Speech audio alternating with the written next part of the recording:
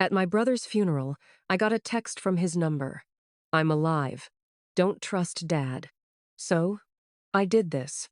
The rain fell like the sky itself was mourning. Black umbrellas crowded together while pallbearers lowered polished mahogany into wet earth. People murmured condolences, pressed tissues to their eyes, and shook their heads at the tragedy of it all. They said the man in that casket was my younger brother, Roger Byers. They said my best friend was gone forever. I stood at the edge of the grave, black veil obscuring my face, trying to breathe past the knot in my chest. My name is Helen Byers, 32 years old, born and raised in Ashford Heights just outside Boston. And until that afternoon, the hardest thing I had ever endured was surviving the wreckage of our mother's death and the cold silence that followed.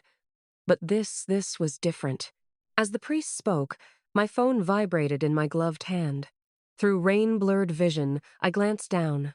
A message from Roger's contact lit up the screen. I'm alive. Don't trust Dad. My knees nearly buckled. My throat went dry. If Roger was alive, then who were we burying? And who had set this nightmare in motion? To explain how I ended up at a graveyard staring at a message that split my world in two, I need to go back to when Roger and I were just kids in a mansion, too grand for warmth and too quiet for comfort. We were born 3 years apart at Massachusetts General Hospital. I came first in the spring of 1993. Roger followed in the winter of 1996, arriving early like he was always impatient to catch up with me. Dad Arthur Byers was a corporate fixer who built his empire solving other people's problems while creating his own at home. Mom Elizabeth was a socialite who hid her prescriptions in designer handbags and her sadness behind charity galas. They'd married for appearances and stayed together for the same reason, and by the time we came along, whatever love existed had crystallized into polite distance. Our house on Edgemont Drive looked like it belonged in a magazine. Marble floors, crystal chandeliers, rooms we were told not to enter. Winters meant echoing hallways and formal dinners where silence was expected. Summers meant garden parties where we smiled on command and disappeared when convenient. From the start, Roger and I only had each other. He was the rebel, always pushing boundaries to see if anyone would notice. I was the shield, the one who followed the rules and covered for him when voices turned sharp. Together, we survived nights of prescription bottles and mornings with lawyers who knew more about our family than we did. I was 7 years old the first time I understood that our house wasn't a home, it was a display case. Roger was 4, still small enough to believe Dad might soften if we were good enough, quiet enough, perfect enough. The Byers mansion sat on 3 acres of manicured lawn in Ashford Heights, all white columns, and floor-to-ceiling windows that let everyone see in, but never let us see out. Inside, marble floors amplified every footstep, every whispered argument, every silence that stretched too long. Arthur Byers didn't raise his voice. He didn't need to. His control came in measured tones and immovable rules that hung in the air like commandments. Byers stays silent. Dad is always right. Weakness is unacceptable. He'd stand in his study with a glass of scotch, watching us with eyes that assessed rather than loved, cataloging our usefulness the way he evaluated corporate assets. The night Mom left, Roger cried. He was 6 years old, standing at the top of the grand staircase in his pajamas, watching her suitcases disappear through the front door. I held his hand, whispering that it would be okay, but he couldn't stop the tears. Dad found us there. He didn't comfort Roger. He didn't explain where Mom was going or why.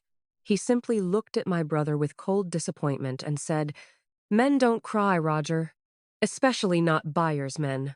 Then he sent Roger to his room without dinner. That night, after the house went dark and Dad's footsteps faded down the hall, I crept into Roger's bedroom. He was curled under his blankets, face buried in his pillow, still shaking with silent sobs. I climbed in beside him, and we whispered in the darkness like prisoners sharing a cell. "I hate him," Roger breathed. "I know. When I'm older, I'm leaving.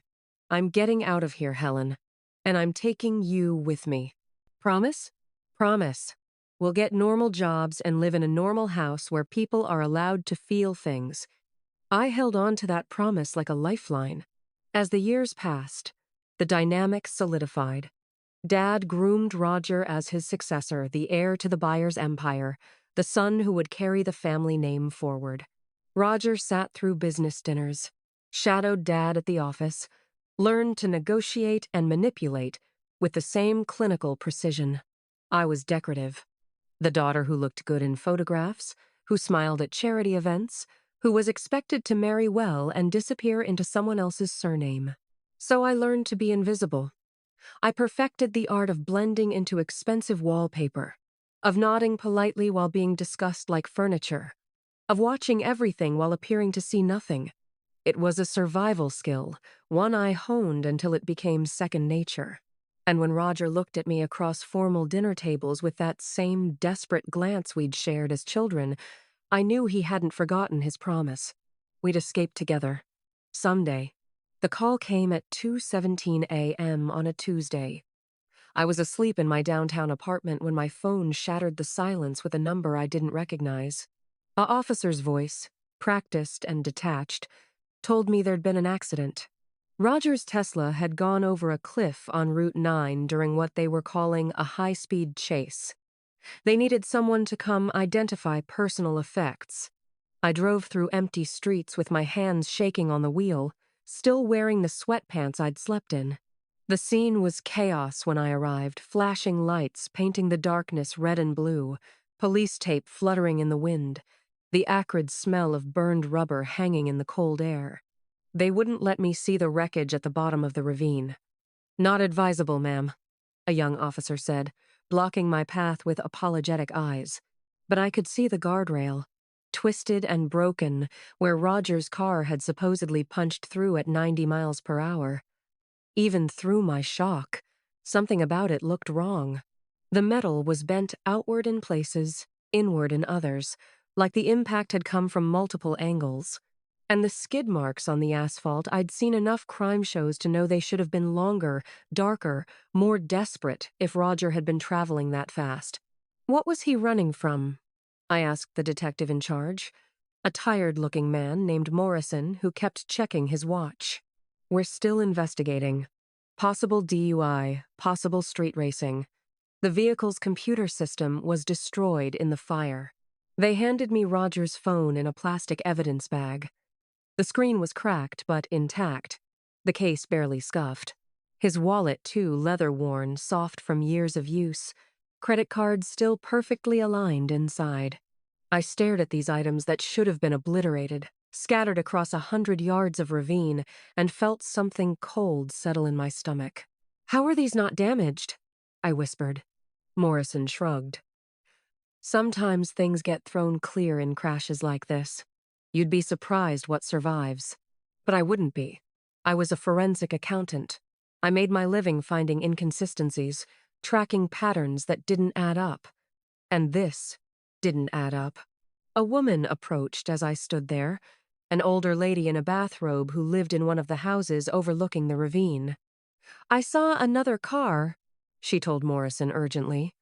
A black SUV. It was right behind him before he went over. Then it just left, drove away like nothing happened. Morrison wrote something in his notebook without looking up.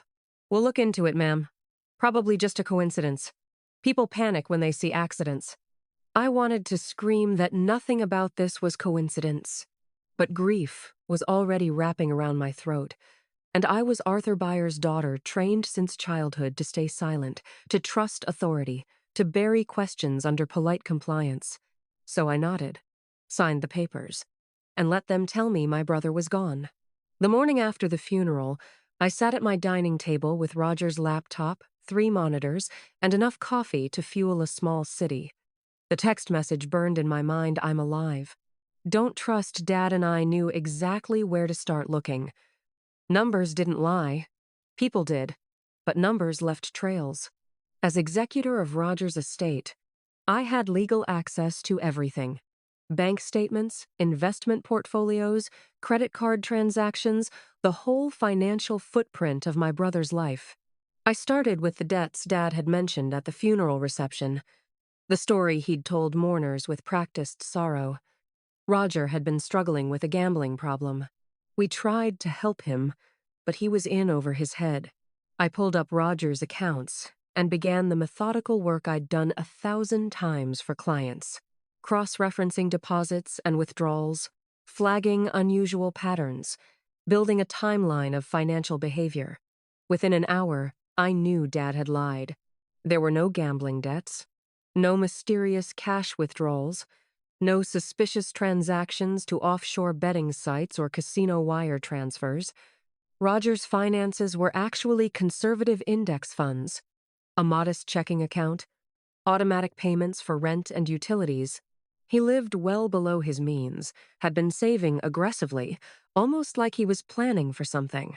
Then I found the insurance policy. It was buried in a corporate filing, listed under Buyers Group Executive Benefits. A $50 million Keyman policy on Roger's life, with Arthur Byers listed as the beneficiary. The date made my blood run cold. 3 weeks before the accident. I zoomed in on the signature line and felt my stomach drop. I'd seen Roger's signature 10,000 times. This wasn't it. The loops were wrong, the pressure too even, the angle slightly off. Someone had forged it, and they'd done a decent job good enough to fool a casual observer, but not good enough to fool someone who'd co-signed lease agreements and birthday cards with Roger for 3 decades. I kept digging. Within hours, I found 2 more policies through different carriers, each worth $20 million. Then trust reassignments transferring Roger's share of Mom's estate to Arthur in the event of Roger's death. Then updated corporate documents giving Arthur sole control of the Buyers Group if Roger was incapacitated or deceased. Every single document was dated within a month of the crash. Every single one benefited Arthur, and every single one bore Roger's forged signature. I sat back from my monitors as the full picture crystallized. This wasn't grief. This wasn't confusion. This was premeditated murder disguised as tragedy, executed with the same cold precision Dad brought to every corporate merger and hostile takeover. My father had taken out $90 million in insurance on his own son, forged the paperwork, and then arranged for Roger to die. The black SUV the witness saw, the inconsistent crash scene, the perfectly intact phone and wallet, probably planted afterward to sell the narrative. Arthur Byers had killed Roger for money, or tried to. And if Roger was still alive, Dad would finish the job the moment he realized his mistake. I traced the text message using software I'd bought for a fraud case 2 years ago. The metadata led me to coordinates in the White Mountains, 4 hours north of Boston, our family's old hunting lodge. Dad had bought the property back when he still pretended to enjoy outdoor activities, before he decided that nature was inefficient and stopped pretending to be anything other than what he was. Roger and I had spent one summer there when I was 12. We'd explored the woods, caught frogs in the stream, and sworn we'd come back every year. We never did. I left before dawn, telling no one. The drive took me through small towns that still had video rental stores and diners with handwritten specials boards. The last 20 miles were dirt roads that my sedan wasn't built for, branches scraping the paint as I climbed higher into terrain that swallowed cell signals and common sense. The lodge appeared suddenly through the trees, a 2-story cabin with a sagging porch and windows dark as empty eye sockets. It looked abandoned, forgotten. Exactly the kind of place you'd hide if you were supposed to be dead. But when I stepped out of the car, I noticed things that didn't fit. Fresh tire tracks in the mud, recent enough that rain hadn't washed them away. Disturbed brush near the side entrance. A corner of tarp visible through a broken window, too blue and new to have been there for years. I approached slowly, every nerve screaming that this was stupid, that I should have brought someone, that I was walking into a trap. The front door was unlocked. Inside smelled like dust and mouse droppings, and something else. Coffee. Recent and real. Roger? My voice echoed in the empty space. Nothing. I searched methodically, room by room, finding camping supplies and canned food, but no sign of my brother. Then, in what used to be Dad's trophy room, I noticed the bookshelf sat crooked, pulled slightly away from the wall. Behind it, a gap showed darkness and stairs leading down. The cellar was concrete and cold, lit by a single battery-powered lantern. And there, hunched in the corner on a sleeping bag, was Roger. He looked up when my footsteps hit the bottom stair, and for a moment neither of us moved. He was thin, bruised, his left arm in a makeshift sling. A beard covered his jaw, and his eyes held a wildness I'd never seen before. But it was him, my brother, alive. "Helen," he breathed. I crossed the space and pulled him into my arms, feeling him shake against me as he finally broke down. We stayed like that for a long time, both of us crying, both of us holding on like the world might tear us apart again if we let go. "You have to leave," he said when he could finally speak. "You can't be here. If Dad finds out, you know. He tried to kill you, and he'll kill you too if you get in his way." I spotted the first tail 2 blocks from my apartment, a black sedan with tinted windows that stayed 3 cars back but matched every turn I made. When I pulled into a coffee shop, it idled across the street. When I left, it followed. My hands tightened on the steering wheel as cold understanding settled over me. Dad knew I was looking. Maybe he'd noticed my access to Roger's files, or maybe he was just being thorough, making sure his grieving daughter wasn't asking the wrong questions. Either way, I'd been careless, and now I had shadows. Over the next 2 days, I cataloged them. The black sedan was usually a Lincoln Town car, always with 2 men in dark suits. Sometimes they switched to a gray SUV. I recognized the lead operative from Family Events, Vincent Caro, Dad's head of security. Ex-military? Ex-CIA? The kind of man who solved problems that couldn't be solved legally. He stood outside my building at odd hours, always watching, always waiting. I couldn't lead them to Roger. That was the only thing that mattered. So I became unpredictable. I bought a burner phone with cash at a convenience store in Southie, powered down my regular phone, and started moving. I drove to Logan Airport and parked in long-term parking, walking through terminals before leaving out a different exit. I checked into a hotel in Worcester under a fake name, stayed 2 hours, then checked out. I visited libraries, museums, shopping malls, anywhere, with multiple entrances and security cameras that would make them hesitate. The tail stayed with me, but they were getting frustrated. I could see it in the way Caro's jaw tightened when I emerged from the public garden after circling the pond 3 times. They were burning resources following a woman who appeared to be having a breakdown, visiting random locations with no pattern or purpose. Good. Let them think I was unraveling with grief. At night, I used the burner to text Roger from gas station parking lots and 24-hour diners. Short messages, nothing specific. Still safe? Need anything? His replies came hours later. Single words that told me he was surviving. Yes, no, careful. I established a routine that looked aimless but kept me moving. Morning runs that took unpredictable routes. Grocery shopping in different neighborhoods. Late-night drives that went nowhere. I paid for everything in cash, varied my patterns, and made sure I never drove north toward the mountains. Caro's team couldn't watch me 24 hours a day, not without raising questions. So I waited for the gaps, the moments when the tail fell back or switched shifts. That's when I'd slip into a parking garage, swap my license plates with magnetic covers I'd bought online, and disappear for a few hours before reappearing somewhere public and predictable. I was buying time, playing a shell game with my own life, and praying Roger stayed hidden until I figured out how to end this. I lost the tail outside Providence by switching cars in a mall parking garage, leaving my sedan and taking a rental I'd reserved under a borrowed identity. Then I drove north through back roads with my lights off until I was certain no one followed. It was past midnight when I reached the lodge, exhausted and paranoid. checking my mirrors every 30 seconds. Roger was waiting in the cellar, pacing like a caged animal. He'd set up a makeshift command center laptop, external drives, papers scattered across a folding table. When he saw me, relief and terror crossed his face in equal measure. "You shouldn't have come back." "I need to know everything," I said. "All of it." He nodded slowly, then opened his laptop.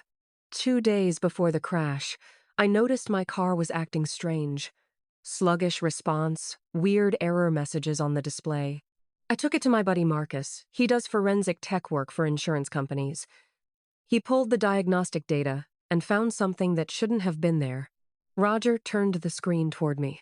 Lines of code filled the display, most of it meaningless to me, but he highlighted sections in red. Someone installed remote access software in my car's computer system. Teslas are basically computers on wheels, everything's digital. Brakes, acceleration, steering, all controlled by software. My throat went dry. "What are you saying?" "The night of the crash, I was driving home from meeting Marcus. We'd just confirmed the hack. Then suddenly my brakes stopped responding. The accelerator pinned itself. I tried everything. Emergency brake, shifting to neutral, even tried to crash into barriers to slow down. Nothing worked. The car was controlling itself, and it was driving me toward that cliff." He pulled up another file, this one showing a timeline with GPS coordinates and system logs. "Marcus recovered the black box data before the cops lost it. Look at this." The data showed exactly what he'd described. Brake system, disabled. Throttle, overridden. Speed increasing despite driver input indicating panic. The car had been turned into a weapon with Roger trapped inside. "How did you survive?" I jumped. Right before it went over, I managed to open the door and throw myself out. Broke my arm, cracked 2 ribs, nearly died anyway. But I crawled into the woods and watched them arrive Dad's security team, not the cops. They planted my phone and wallet in the wreckage, took photos, then called it in. He opened a final folder, and my blood turned to ice. Video files, time-stamped to match the crash. Marcus found this on a cloud server linked to Dad's corporate account. He was watching, Helen. Live feed from traffic cameras he'd accessed. He watched me fight for control of that car. And he waited to make sure I went over that cliff before he called Caro to clean up the scene. The video showed Roger's Tesla accelerating wildly, then the terrible moment it punched through the guardrail. In the corner of the frame, a timestamp and a login credential. A. Byers. Our father had watched his son die, or thought he had. I walked into Byers Group headquarters on a gray Monday morning wearing my best approximation of corporate armor, a charcoal suit, modest heels, hair pulled back in a way that said obedient daughter. The security guard nodded sympathetically as I signed in. Everyone knew Arthur Byers' daughter was in mourning. Dad's office was on the 42nd floor, all glass and steel with views of Boston Harbor that cost more than most people's houses. His assistant showed me in, and I found him behind his desk reviewing contracts with the same detached focus he brought to everything. "Helen." He stood, came around the desk, and pulled me into a brief, mechanical hug. "I'm glad you came." "I need to work," I said, keeping my voice small and broken. Sitting at home, I just keep thinking about Roger. I need something to focus on. His expression softened in a way that might have fooled someone who didn't know him. "Of course.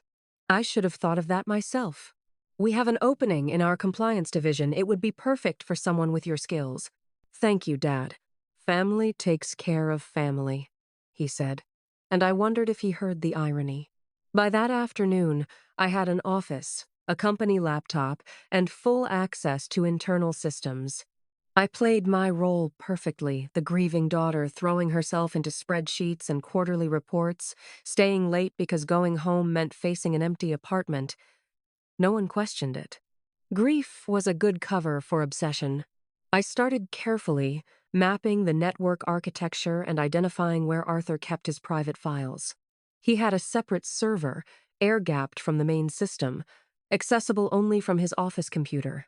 That's where the real evidence would be. The communications he couldn't risk being discovered, the records of payments to Caro, the proof of intent.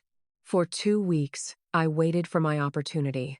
Then Arthur left for a conference in Singapore, 4 days, 12-hour time difference. The night he left, I stayed late and picked the lock on his office door with tools I'd bought online and practiced with at home.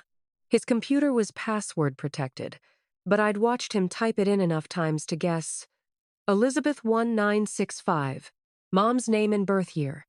Even monsters had sentimentality. I plugged in an external drive and started the extraction, watching files copy while my heart hammered against my ribs.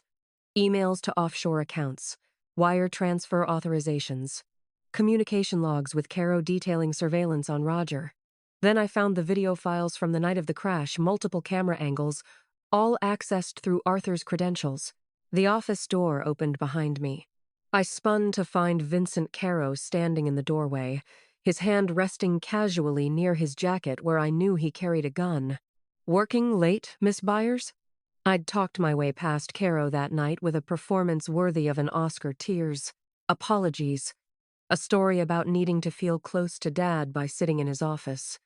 He'd watched me with cold suspicion but ultimately escorted me out, probably reporting back to Arthur that his daughter was emotionally unstable but harmless. What Caro didn't know was that the extraction had finished 30 seconds before he opened the door. Everything I needed was on that drive. The Byers Group's 40th anniversary gala arrived 3 weeks later, held in the grand ballroom of our flagship tower. Crystal chandeliers reflected off polished marble, while a string quartet played something expensive and forgettable. 500 people filled the Spaceport members, investors, politicians, journalists, everyone who mattered in Boston's corporate landscape. I stood near the bar in a black dress that cost more than my first car, watching Dad work the room. He moved like a king among his subjects, shaking hands, accepting congratulations, playing the role of grieving father with practiced ease. Several people approached to offer condolences about Roger, and each time Arthur's face arranged itself into appropriate sorrow. The program called for dinner, speeches, and then a memorial tribute to Roger that I'd volunteered to present. The AV team had been cooperative when I'd provided them with the video file that morning, never questioning why the CEO's daughter wanted to handle the technical setup herself.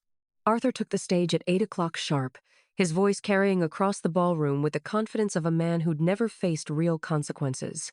40 years ago, I started this company with a simple belief that integrity and strength build lasting success. Tonight, as we celebrate this milestone, I'm reminded that legacy isn't just about business. It's about family, about the values we pass to the next generation. He paused, and his voice dropped into something that almost sounded like genuine emotion. My son Roger embodied those values. His tragic loss has reminded me what truly matters. So tonight, before we continue our celebration, I'd like to invite my daughter Helen to share a tribute to her brother. Applause rippled through the room as I walked to the stage. Dad squeezed my shoulder as we passed, probably thinking he'd successfully brought me back into the fold. I took the microphone, and my hands were steady. "Thank you all for being here," I said. "Roger would have appreciated this. He always valued the truth." I nodded to the AV booth. The lights dimmed, and the massive screens flanking the stage came to life. But instead of childhood photos and sentimental music, the screens filled with bank statements, wire transfers, forged insurance documents, email chains between Arthur and Caro discussing how to handle the Roger problem. The room went silent. Then came the video traffic camera footage of Roger's Tesla accelerating wildly toward the cliff. Timestamp and login credentials clearly visible. A. Byers. The coffee shop was called The Daily Grind, tucked between a laundromat and a used bookstore in Cambridge.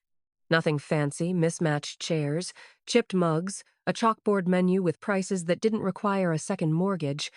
Roger sat across from me in a booth by the window, textbooks spread around him like he was building a fort. Educational psychology, classroom management, lesson planning. He'd started his teaching certification program last month. 6 months had passed since the gala. 6 months since Roger walked onto that stage while 500 people watched the evidence of our father's crimes play on loop. 6 months since federal agents moved in and Arthur Byers, corporate titan, family patriarch, attempted murderer, was led out in handcuffs while cameras broadcast everything. The trial had been swift.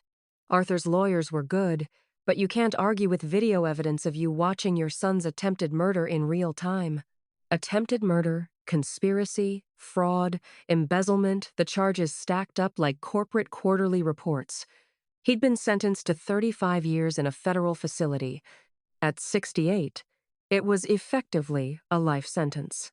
The buyers group collapsed within weeks. The board voted to liquidate, and courts seized assets to compensate the pension fund victims and everyone else Arthur had defrauded over the years. The mansion on Edgemont Drive sold at auction. The hunting lodge was donated to a conservation trust. Everything with the buyer's name attached to it was dismantled, sold off, redistributed.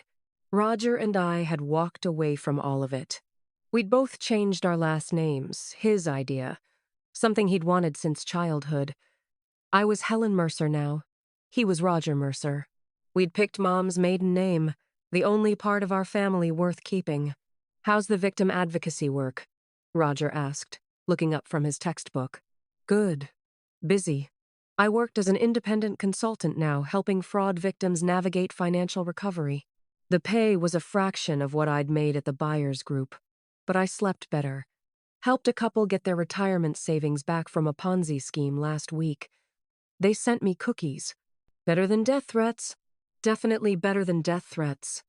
We still got those occasionally angry letters from investors who'd lost money when the buyers group collapsed, from Arthur's former associates who blamed us for exposing the whole corrupt network. But we also got other letters, grateful ones, from people whose pensions had been restored, whose families had been compensated, whose lives had been devastated by our father's greed and were now rebuilding. Those letters made the threats worth it. Roger raised his coffee mug. "To the only inheritance worth keeping." I clinked my mug against his. "To freedom!" Outside the window, Boston moved at its usual frantic pace, students rushing to class, professionals shouting into phones, delivery trucks blocking traffic. We were part of that normal chaos now. Just two people trying to build honest lives from the wreckage of our past. The golden cage was gone, and we were finally, genuinely free.